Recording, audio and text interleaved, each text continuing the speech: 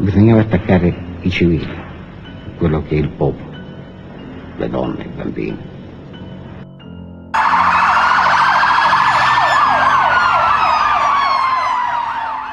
Good morning, and as you've been hearing, TfL are advising people to avoid the entire tube network after a major power failure. British Transport Police say power surge incidents have caused a series of bangs on the London Underground. Le persone hanno gente strane ad ogni gioco politico, per una ragione semplice, perché bisognava obbligare questa gente, l'opinione pubblica italiana, a rivolgersi allo Stato, a rivolgersi al regime per chiedere maggiore sicurezza.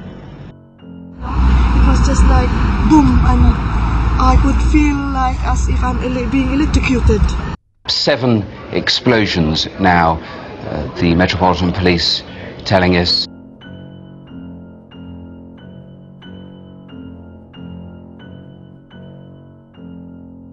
One minute is bust, next moment the whole thing had just literally peeled off like a sardine tin. This clearly was a callous attack on purely innocent members of the public. We know that these people act in the name of Islam. The government said tonight this had all the hallmarks of an Al-Qaeda attack.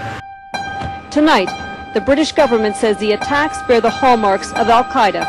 La gente avrebbe barattato molto volentieri parte della sua libertà con una sicurezza, con la sicurezza di poter camminare sulle strade, viaggiare sui treni, salire sugli aerei, entrare in banca. And we're sitting there, and then the next second, just everything was black. I felt like I was being electrocuted, and I felt like I was on fire. Large bang. People were physically ejected out of the chair. There's flashes of light on the side of the tube carriage. We're hearing also from Scotland Yard, and trade union people are saying that they've received reports of explosions on 3 buses in central London. And the most peculiar thing was we based our scenario on the simultaneous attacks on the Underground and mainline station. So we had to suddenly switch an exercise from fictional to real.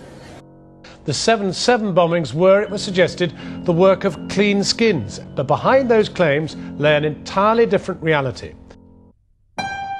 They were clocked, recorded and followed. After the 7/7 bombings, the then Home Secretary told us the attack came out of the blue. An MI5 surveillance photograph shows the head of the fertiliser plot, Omar Khayyam, in the middle, with 2 of the 7th of July bombers, Shehzad Tanweer and Mohammed Sadiq Khan.